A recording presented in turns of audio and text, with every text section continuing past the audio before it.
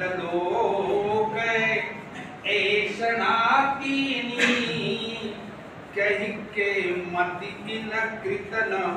इन 7 जगहों पर जाएंगे, आपकी लोकेशन आपको पता लगेगा।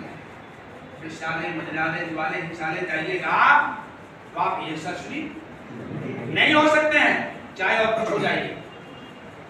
और इन 7 में केवल आपके मन में 2 के बारे में संदेह हो रहा हो, एक चिकित्सालय और एक न्यायालय।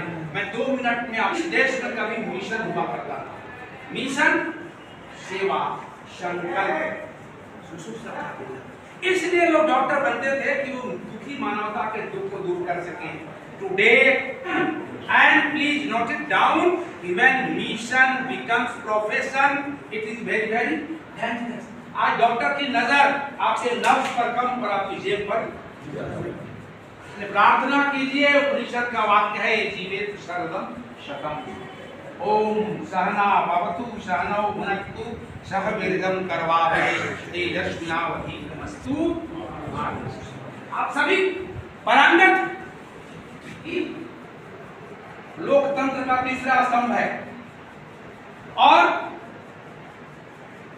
कार्यपालिका, व्यवस्थापिका, न्यायपालिका लोकतंत्र का चौथा स्तंभ पत्रकारिता है। ठीक है, लेकिन अच्छी जगह नहीं है। चलिए, मेरा पहला प्रश्न है कि न्यायालय को फारसी में क्या कहते हैं? एक शब्द, आपका समय शुरू होता है अब। फारसी न्यायालय को फारसी में क्या कहते हैं? आपका आप सभी जानते हैं, कोर्ट कचहरी। कोर्ट अंग्रेजी हुआ। भाई साहब फिसल गया, मैं आप सोच रहा था क्या। कचहरी उर्दू में कहते हैं अदालत, अरबी में कहते हैं इजलास। इजलास कहते, इजलास दिखा देंगे गांव में, कचहरी घुमा देंगे। गांव में जब झगड़ा होता था, उसका भोजपुरी में उसको कहते हैं लाल घर। हमारे यहाँ बोले लाल घर देखा है नहीं देखा? मन ठंडा हो जाएगा। लाल घर मतलब, हाँ, इसलिए अंग्रेजी में बैठिए प्रदेश वालों से बनी रहती थी, अब याद कर लिया, अभी भी वो मतलब है। इसलिए और चूंकि आप पहले ही दाव में चारों खाने चित्त हो गए, लेकिन आपके शशि महोदय इशारा कर रहे हैं जिस प्रश्न को विड्रॉ कर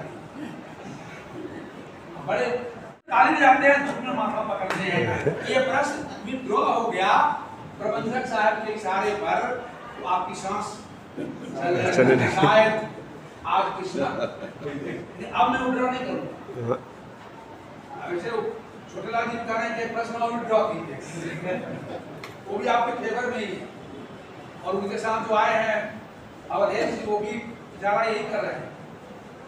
अगर 3 प्रश्न में ड्रॉ हो जाएगा तो फिर मुश्किल है। चलिए, कचहरी, कचहरी शब्द, अब मेरा पहला प्रश्न है, अभी ड्रॉ नहीं होगा। कचहरी शब्द 2 शब्दों के योग से बना है। एक है कच्छ, दूसरा है हरी। कच्छ का क्या अर्थ होता है? आपका समय शुरू होता है। कच्छ बताएं। बात विवाद। वेरी गुड, लॉक करें। लॉक कर लिया, अभी टाइम है। एक आदमी और कोई तुक्का लगा दे। कच्छ का क्या अर्थ होता है? सारा लिया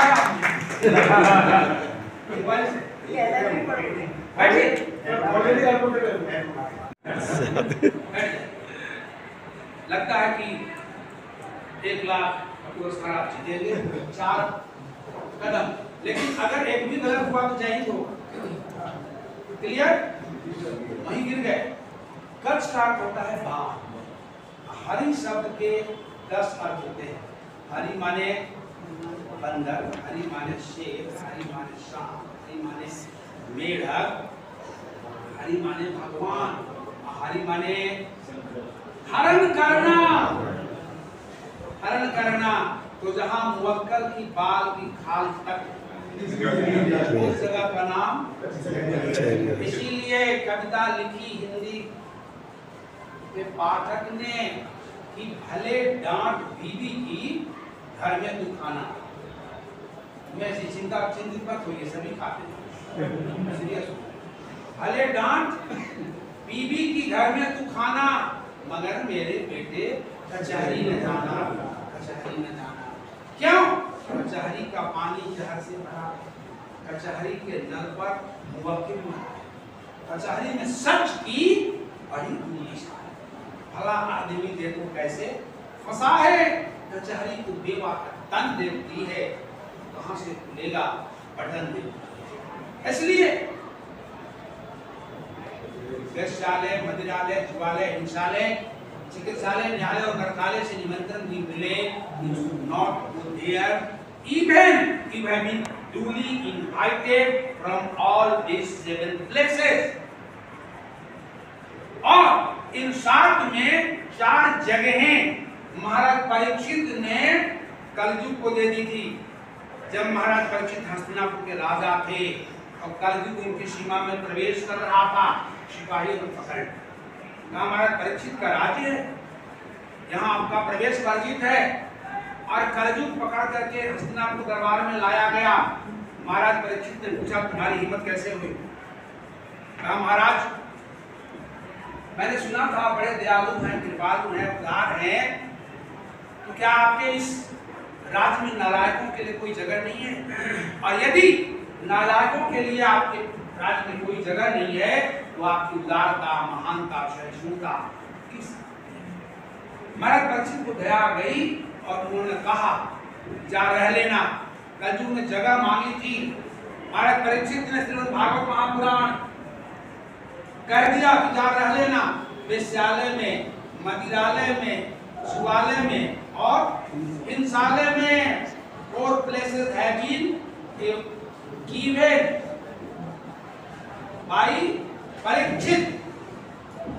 कलयुग ने कहा महाराज मेरा परिवार बड़ा लंबा चौड़ा और इतनी जगह मेरे लिए कम है, कुछ और जगह मिल जाती।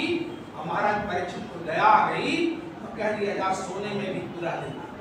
और जब कलयुग हमारा परीक्षित के माथे पर विराजमान मुकुट के सोने में प्रवेश कर गया। सारी कथा आपको मालूम है कि परीक्षित शिकार करने के लिए गए, संध्या हो गई, प्यास लगी और सम्मी ऋषि के आश्रम में पहुंच गए।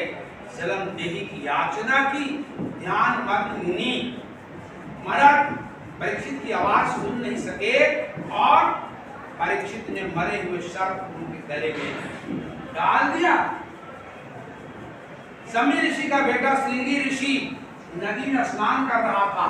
किसी ने कहा तुम्हारे पिताजी के गले में मृत सर्प किसी ने डाल दिया है। चट उसने गंगाजल लिया और श्राप दे डाला कि जिस किसी ने मेरे पिता के गले में मृत सर्प डाला है, आज के 7वें दिन वह उसे डस लेगा और उसकी मृत्यु होगी।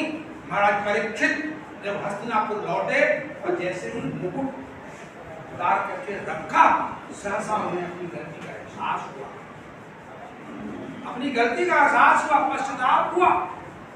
और केवल उन्हें ही नहीं हुआ, जब श्रृंगी ऋषि को यह बात ज्ञात हुई तो उसने अपने बेटे को कहा कि नालायक, तो महाराज परीक्षित थे हस्तिनापुर के राजा, इतना बड़ा श्राप दे दिया। माथे पर सोने का मुकुट, कलयुग सवार था, ऐसी गलती वो करते नहीं, तुम्हें श्राप नहीं देना चाहिए था, लेकिन श्राप दिया हुआ वापस नहीं हो सकता था। महाराज परीक्षित तत्काल गए, कहा अरे गुरुद्वारा। परीक्षित के गुरु कौन थे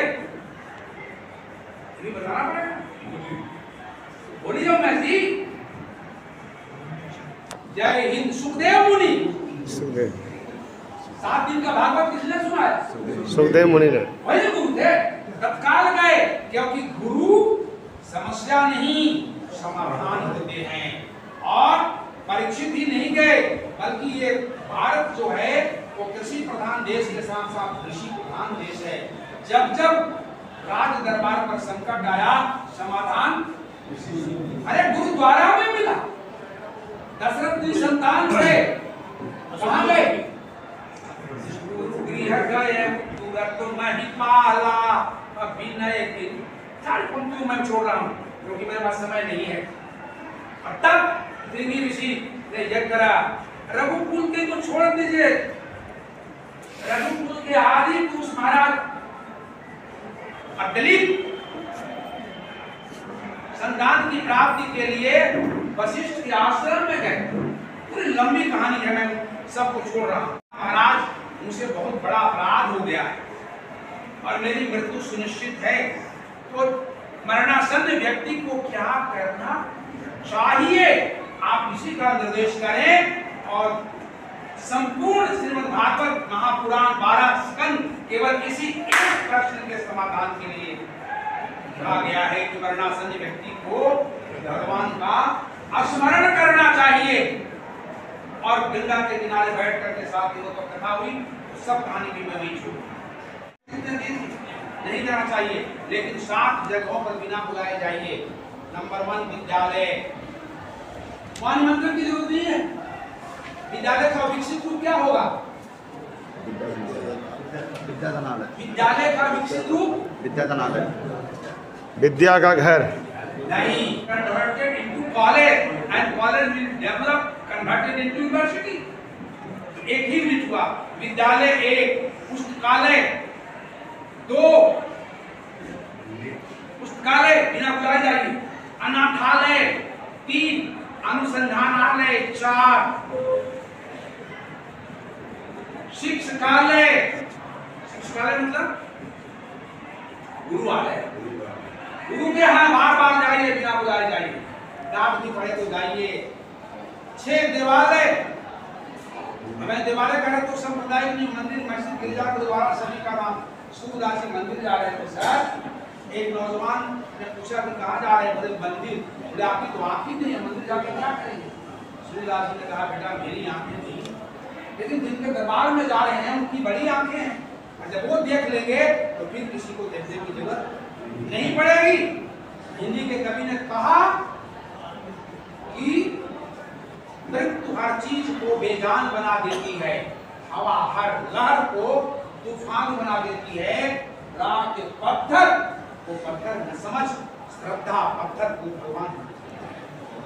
इसलिए जाइए विद्यालय, पुस्तकालय, अनाथालय, अनुसंधानालय, शिक्षकालय, देवालय और सातवां बताना है आपको, सब हम नहीं बता। बोलिए यस राइट। अगर ये प्रश्न उत्तर वो बताते उमेश जी 1 लाख सुरक्षित होना। देखिए मैंने वहां सातों पर क्या कहा, अप्लाई कीजिए माइंड, आपके माइंड को धारदार बनाने के लिए खड़ा। क्लियर हुआ? चक अप्लाई कीजिए। वहां उसी फ्लोर पर एक तरफ नरकालय है, दूसरी तरफ व्यक्ति काम करता है नरक जाने वाला, लेकिन लाइन में लगता है। मिलेगा? नहीं मिलेगा, कभी नहीं मिलेगा। क्यों?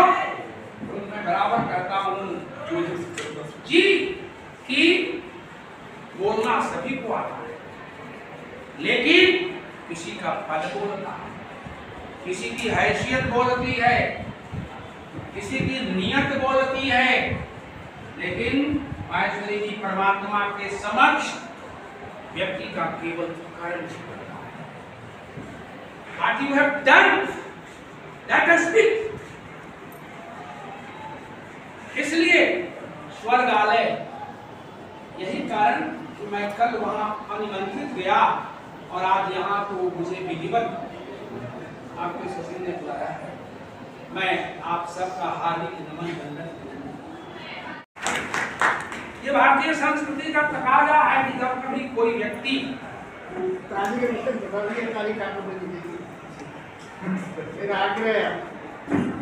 क्या बोले सर? नीति कहती है जब कभी कोई आपका नमन करे, वंदन करे, अभिनंदन करे, तो आप उसका उत्तर दीजिए ना। तो व्यक्तिगत रूप से राम राम, नमस्कार, उर्दू में आदाब, वालेकुम सलामा, झारखंडी भाषा में जोहार, भोजपुरी में पाँव लागी। लेकिन वक्ता मंच से अगर आपका नमन कर रहा है तो आपकी करतल ध्वनि बताएगी तो श्रीमान आपके नमस्कार को स्वीकार करके हम आपका आभार मानते हैं। 5 बार ताली बजनी चाहिए। नंबर 1 जब कोई वक्ता नमन।